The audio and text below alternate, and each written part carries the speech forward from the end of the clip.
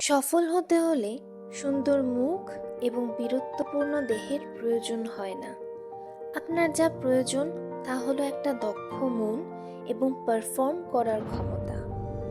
জীবন আপনার পরীক্ষা নেবে, প্রত্যাখ্যান করবে, এমনকি আপনাকে অপমান করবে।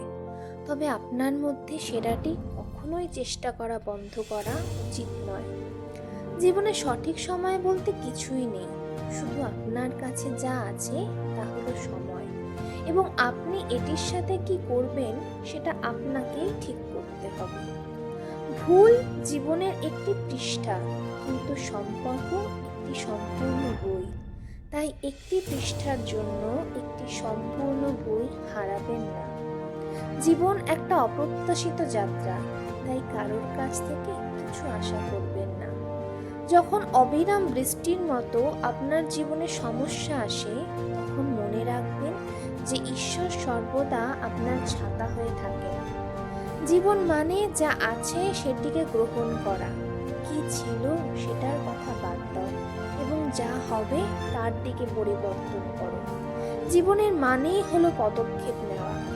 আপনি যখন লোকেদের গুরুত্ব দেন, তখন তারা মনে করে আপনি সর্বদা ফ্রি, কিন্তু তারা বুঝতে পারে না যে আপনি সর্বদা তাদের জন্য নিজেকে ফ্রি রাখেন।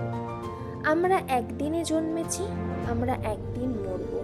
আমরা একদিনে প্রেমে পড়তে পারি, মাত্র একদিনেই যে কোনো কিছু ঘটতে পারে।